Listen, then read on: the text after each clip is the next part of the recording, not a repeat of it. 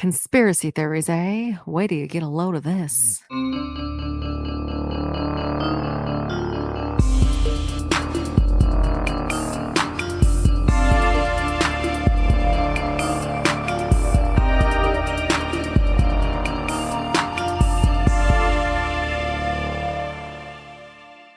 Hello, and welcome to Sisters Conspiracies. We're a podcast that covers conspiracy theories, mysteries, and all over spooky shit. My name is Cassandra. And I'm Jackie. And we are said sisters. Hello. Hello, what's up? Nothing. Is that a shark blanket I see? It is. Shark Week is over, but I'm cold because it's hot as shit, but the air conditioning is on like full blast. Oh, so sure. Same. What has your electric bill been like in the summer so far? Negative. I haven't paid for electricity because we have solar. So do you have to like true up at the end of the year with Yeah, which no one fucking told me. So in December, I got a bill for $950. I'm like, oh, what's this for? They're like, oh, that's what you owe. We estimate every month, but like it's in green. So like if I pull up my energy bill, it will say what I owe. And then in the bottom, there will be a number in green. And my green means I'm getting money. That's what I'm such a good solar owner. They're giving me money back for using my solar. No, I didn't realize I'm supposed to be saving that much money per month. So yeah, I owed almost $1,000 year.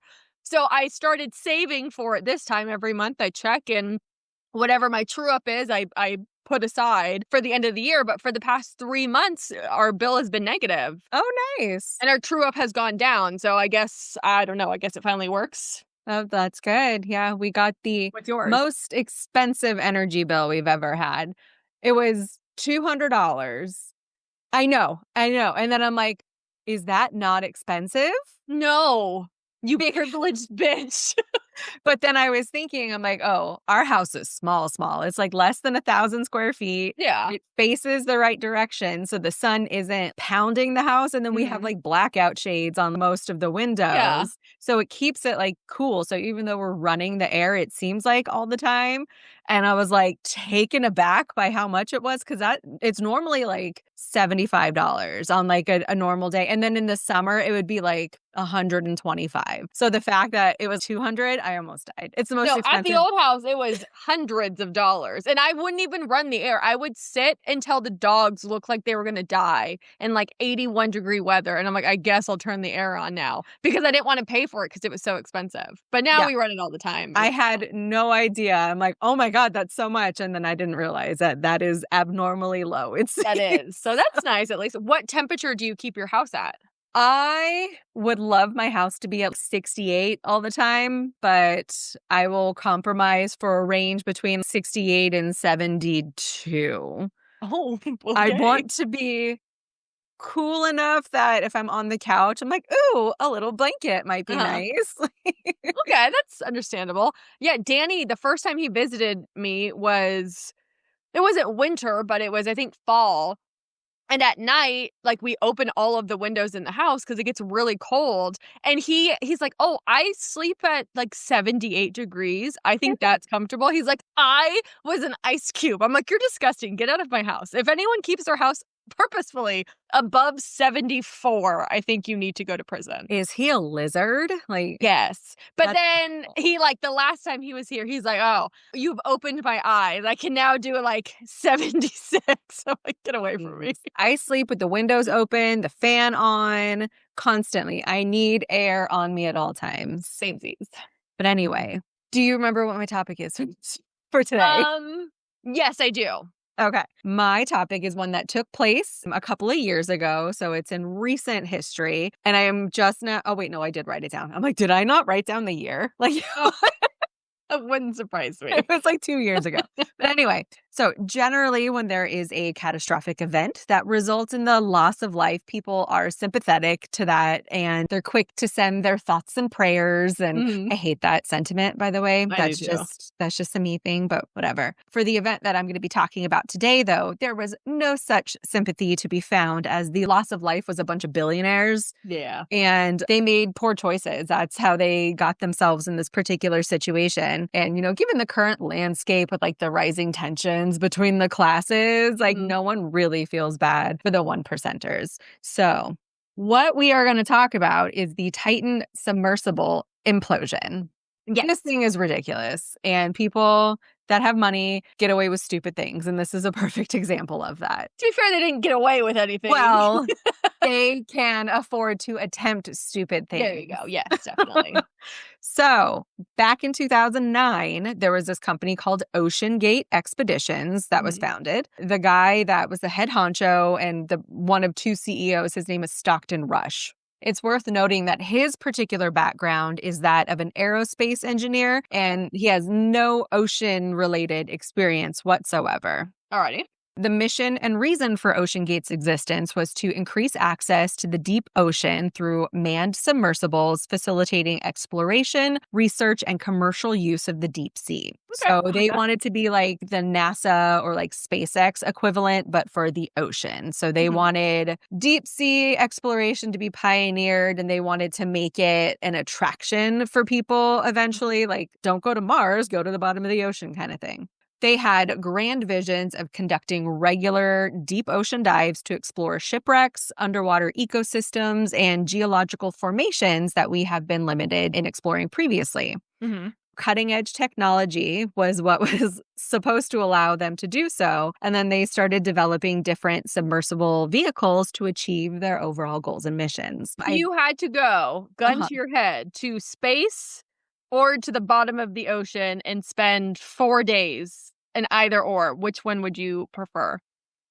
I Gun to your don't. head, and I can't shoot you, but you gotta, because then Ocean. me out.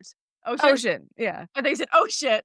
No, I mean, yes, ocean. Ocean, because I'm terrified of the concept of both. I have, that's one of the things I mentioned. I have no desire to go up or down, but I feel like the technology to allow one to stay underwater is well more advanced over the years. I don't It's know. well more better. Except Well the more. literal story you're talking about today. Okay, but what we will soon learn is that these people are not advanced. Okay, They do not have cutting edge technology. And that is part of the problem. Alrighty. As All long right, as I am not in this craft, I would consider if I had to choose. Okay. So, as with anything new, getting going often takes a lot of trial and error.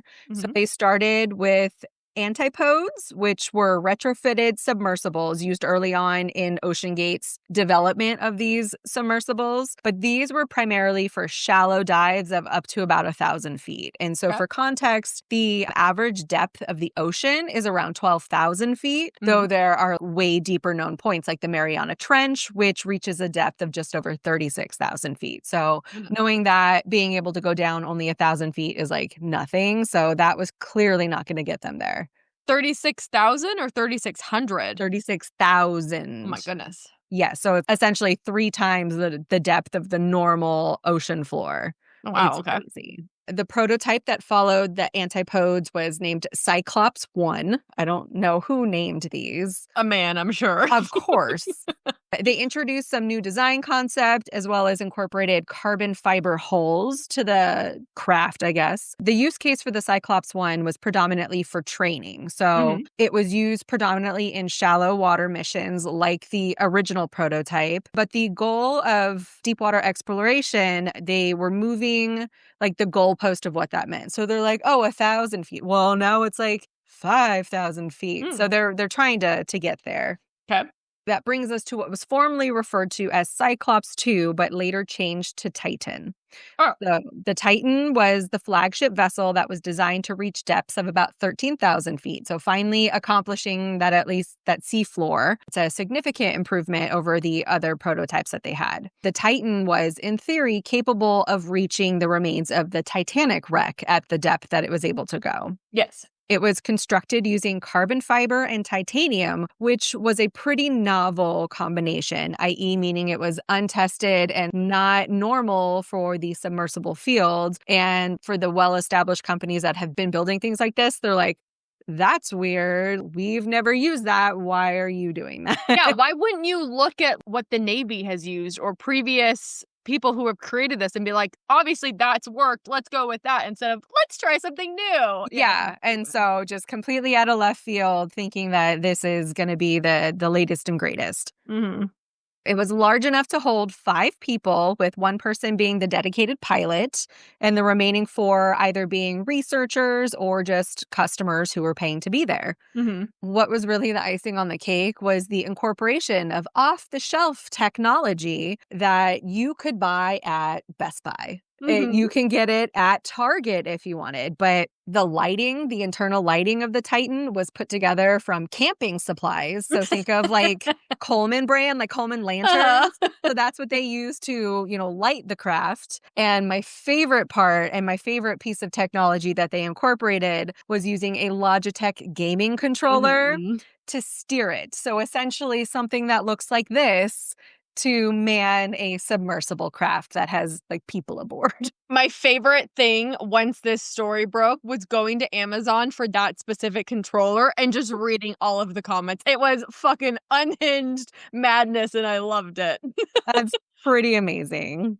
This guy, Stockton Rush, one of the CEOs, he really thought he was doing something big, and he was shaking up the submersible field, which, in his opinion, was stagnant and over-regulated, really meaning he thought there were too many rules and red tape and safety concerns. And I get that regulation exists for the sake of bogging down systems sometimes, but when it comes to safety, that's kind of important, and I feel like you should adhere to stuff like that. As we will cover shortly, though, safety was really not a concern for Mr. Rush because he just wanted everything to be better. And so he was going to achieve it no matter what he could do to get there. In 2018, the former director of marine operations for OceanGate, his name was David Lockridge, he actually started raising concerns about the safety and viability of using the carbon fiber hull that was supposed to be new and innovative, coupled with the overall lack of adequate testing being used for this new submersible. OceanGate's response to the safety concerns raised by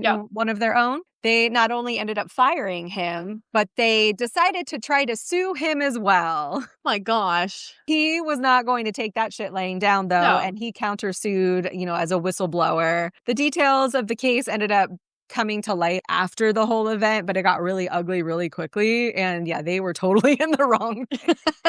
Okay. It is also worth noting that Lockridge wasn't the only one with a concern. Multiple marine experts and the submersible community as a whole, who were aware of what OceanGate was trying to accomplish, they were warning about the possible safety concerns with the Titan's design. Again, because it's not going with the tried and true, methods and materials that have been used. And the biggest reason I think the community was up in arms is because it wasn't tested in real world deep sea conditions. Oh. It was never fully vetted in an unmanned capacity, but actually in the water like that. My God. It was all theory. Simulation or something, It should perform this way. We expect that it would, but they never actually tested it, and it was never successful in anything else that they did.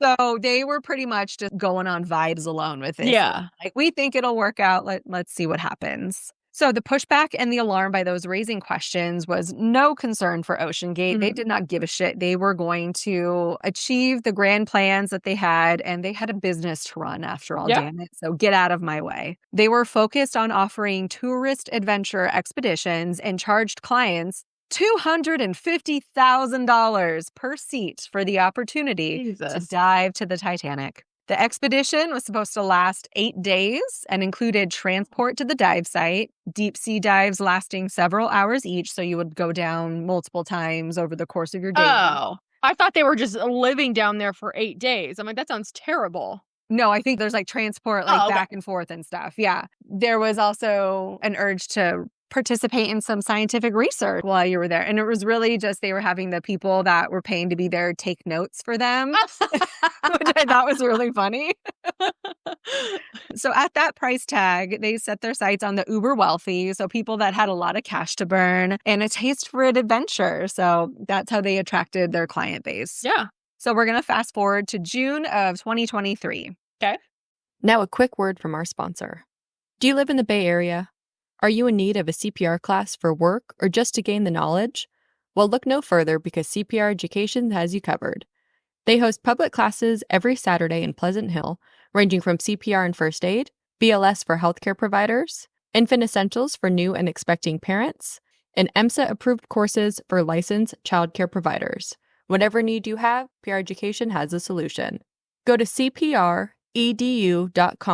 and use code CRACKED for 20% off any public class. That's CRACKED, and you will get 20% off any class of your choosing. CPR Education, keeping people together. So customers had been acquired and they were ready to embark on their journey. On the website, did it say, we've never done this, we've never tested this? No, and so it's not that it's never been tested before. With the Titan, they did have a couple of attempts where they've gone down, they've done expeditions with it, and they've been successful, but they haven't done this particular one. And with each time that they went down, like these small little stress fractures were starting to form in the hull. There were signs of weakness that were starting to show in the design because, again, they're not using the materials that are made for this. And so, like, one of the concerns that had been raised by the whistleblowers in the community is like, there's a problem and it's perpetually getting worse and you're not doing anything about it. This is not viable. Something's going to go wrong. And they're like, whatever. That is not advertised on the site, obviously. Of course not, It's just like, come on one of our journeys. So this is documenting the final journey of the Titan. On June 18th at approximately 8 a.m., Titan launched from its support ship in the North Atlantic Ocean about 370 nautical miles southeast of Newfoundland, Canada, to begin the dive. On board the vessel were Stockton Rush, who again was OceanGate's CEO, and he also functioned as the pilot for the vessel with a video game controller in hand. Yes. So he was that guy. Hamish Harding, who was a British billionaire adventurer, so he was just bored. Shahzada and Suleiman Dawood, a Pakistani British father and son duo, and I believe the son was like 19. That part was like a bummer, but whatever. Yeah. That sounds familiar. And then Paul Henry Nargeolet, who was a French Titanic expert. So he knew his shit, and so he wanted to get up close and personal. Okay, makes sense. So by about 9:45 a.m., which was roughly an hour and 45 minutes into their descent, the Titan lost communication with the support ship above. I want to note that the method of communication that was used, they didn't have any GPS at the depths that they were there. There was no voice communication, and they didn't have a video feed either. Okay. So instead, they relied on communications via text messages sent acoustically through the water, which is like super high tech, right? Yeah, how do you do that? I don't know, but it's like super ghetto compared to like all of the other forms of communication. I thought you were going to say a walkie-talkie. I thought that's essentially the equivalent of like it's some Mickey Mouse bullshit is what it was. And it did not work and it stopped working. So at this point, once they lost communication, they believed that the Titan had reached a depth of between 10,000 to 11,000 feet, which was close to the Titanic's depth and on track for where they were going. The assumption was that they would just keep on trucking and that the support ship just hoped and expected that the Titan would resurface on schedule about 8 to 10 hours later. Was the Titan at all attached to the support ship as like a failsafe so they could like bring them up or something? No. Okay. The support ship was only primarily there for transport to get people there and back. Okay. Yeah. Unfortunately, the Titan never returned to the surface. When the Titan didn't come back up, those at OceanGate contacted the authorities, and a multinational search and rescue effort began using the services of the U.S. Coast Guard, the Canadian Coast Guard, the U.S. Navy, private vessels and aircrafts, as well as French and British support given the nationalities of all of the passengers that were on board. Oh, interesting. Yes. And they searched over 10,000 square miles of ocean in deep, remote waters with limited visibility. So it was needle in a haystack kind of thing. By June 22nd, a remotely operated vehicle was deployed and it ended up discovering debris about 1,600 feet from the Titanic's bow. Okay. The debris included a nose cone, a tail cone, forward and aft end bells of the pressure hull, and a landing frame and equipment bay. So none of the debris that they found was from the Titanic. The discovery of these components led to the confirmation that the carbon fiber and titanium hull was unable to withstand the pressures of the deep. It was over 5,000 pounds of pressure per square inch, which is enough to just flatten you like a pancake, essentially. And it resulted in a catastrophic implosion of the vessel, killing all the passengers on board. They got squished like grapes. At least it's quick. Yeah, I'm like, you don't know that it's happening. It's like blink of an eye, it's over. Exactly, yeah. The U.S. Navy's acoustic monitoring system had detected an anomaly consistent with an underwater implosion the day of the dive on June 18th, shortly after the communications with the Titan had ceased. So communications went out and they went pop, is essentially what happened. Yeah. Oh. The information hadn't been made public right away as they were clinging to the hope that all was well and good. It was not. Yeah, right. As a result of the event, the disaster has become a case study in engineering ethics, risk management, and media framing. Governments and marine agencies are now reassessing oversight in private submersible ventures. But if we learned anything from this, it's that those with money will do what they want and they will find a way. Safety be damned.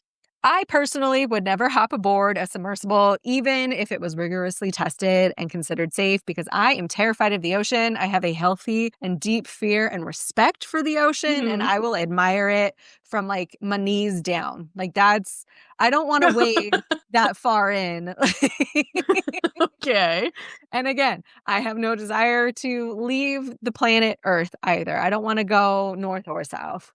What about you? Do you have any desire to go above or below? Not above. I would love, like, if I was a billionaire, I would create an underwater submarine, I guess, but I would have it so where it's like the size of a house, basically, but like a 1-story house. And I would just go and I would make it so that it's impenetrable by even the megalodon, basically. And I would just go and just explore the ocean because I'm a firm believer that there are like aliens or some shit down there that we don't know because only like 1% of the fucking Earth's oceans have been explored. So I think that would be fascinating. It's crazy. I have a book recommendation then.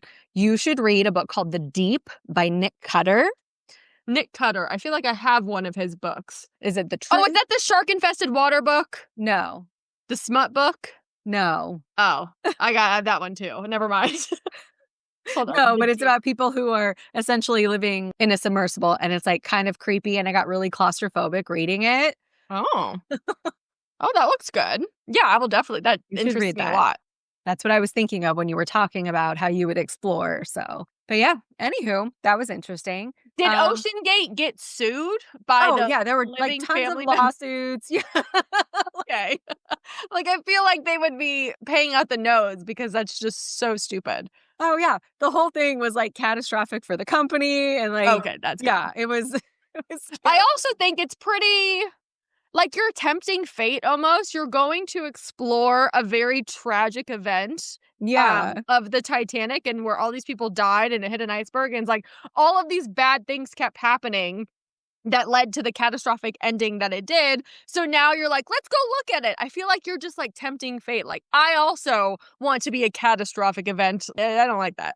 Yeah, me neither. I'm not saying you deserved it, but no, you do some research. Yeah, and the like blasé that we feel. I'm like, if it was a normal person, I would feel slightly better. I don't, or slightly or they were doing it for like a specific purpose to better something, or I don't know. I just feel like I have so much money. Woe is me. I want to go do this cool thing that had zero backing and almost no research. It's hard. And it ended up killing you in the end. So yeah, I know. I've seen. I'll put it in the post-production, but I've seen a lot of those simulation videos of what it looked like to implode, how it like kind of implodes in on itself. Yeah.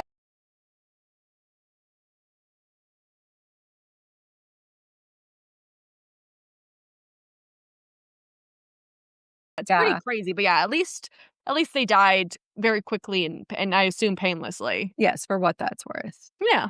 Do you have any idea what your next topic is going to be? I do. I have 2 ideas, so I need you to flip a coin. Okay. Let me see if I have a coin. I can flip that. Oh, I do have a coin. Okay. So heads is going to be R and tails is going to be D. Okay. It is heads. Perfect. So I'm going to cover Randonautica. What? Have you ever heard of that? No. What's Okay. that? Well, I'm not going to tell you. I'll tell you next time. Randonautica? Yeah, it was an app. I don't know if it's still around. Never heard of it. Okay, interesting. Well, clearly we are in need of topic suggestions. So feel free to reach out to us on our various social media platforms. You can send us a good old-fashioned email at crackssistersconspiracies@gmail.com. Check us out. Just Google us. You'll find us. But with that, I'm going to say stay cracked, y'all. And have a great day.